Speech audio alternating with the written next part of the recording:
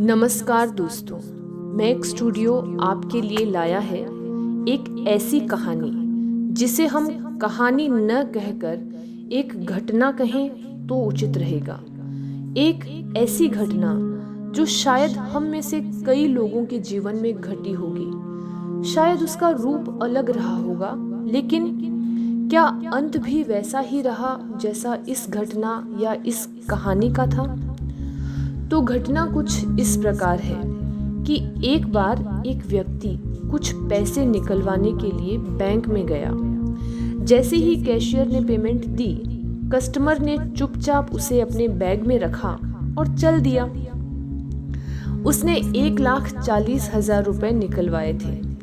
उसे पता था कि कैशियर ने गलती से 1,40,000 रुपए देने की बजाय 1,60,000 रुपए उसे दिए हैं, लेकिन उसने ये आभास कराते हुए कि उसने तो पैसे गिने ही नहीं और उसे कैशियर की ईमानदारी पर पूरा भरोसा है, चुपचाप पैसे अपने बैग में रख लिए। इसमें उसका कोई दोष था या नहीं, लेकिन पैसे बैग में रखते ही 20,000 अतिरिक्त रुपयों को लेकर उसके मन में उधेड़ बुन शुरू हो गई।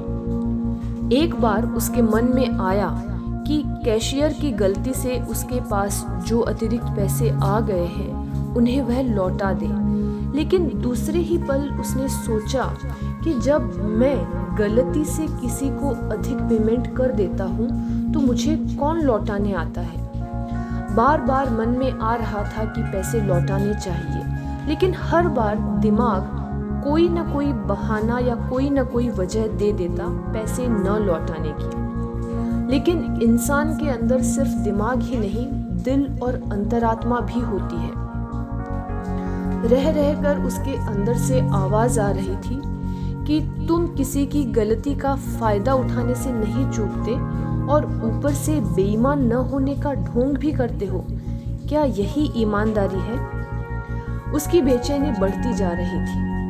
अचानक ही उसने बैग में से 20,000 रुपए निकाले और जेब में डालकर बैंक की ओर चल दिया। उसकी बेचैनी और तनाव कम होने लगा था। अब वह हल्का और स्वस्थ अनुभव कर रहा था। वह कोई बीमार थोड़ी था, लेकिन उसे लग रहा था जैसे उसे किसी बीमारी से मुक्ति मिल गई हो। उसके चेहरे पर किसी जंग को जीतने जैसी प्रसन्नता थी। रुपए पाकर कैशियर ने चैन की सांस ली। उसने कस्टमर को अपनी जेब से 1,000 रुपए का नोट निकालकर देते हुए कहा, भाई साहब, आपका बहुत बहुत आभार। आज मेरी तरफ से बच्चों के लिए मिठाई ले जाना, प्लीज मना मत करना। भाई, आभारी तो मैं हूँ आपका, और आज मिठाई भी मैं ही आप सबको खिलाऊंगा, कस्टमर बोला। कैशियर ने पूछा, भाई आप किस बात का आभार प्रकट कर रहे हैं और किस खुशी में मिठाई खिला रहे हैं? कस्टमर ने जवाब दिया, आभार इस बात का कि 20,000 के चक्कर ने मुझे आत्म मूल्यांकन का अवसर दिया।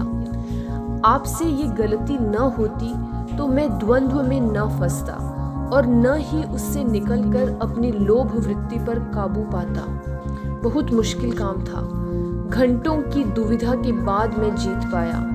इस दुर्लभ मौके के लिए आपका बहुत बहुत धन्यवाद, बहुत बहुत आभार। दोस्तों, जो बेईमान होता है उसके पास खुशी नहीं होती, और जो ईमानदार होता है वो कभी दुखी नहीं होता। ईमानदारी का कोई पुरस्कार नहीं होता, बल्कि ईमानदारी अपने आप में ही एक बड़ा पुरस्कार है।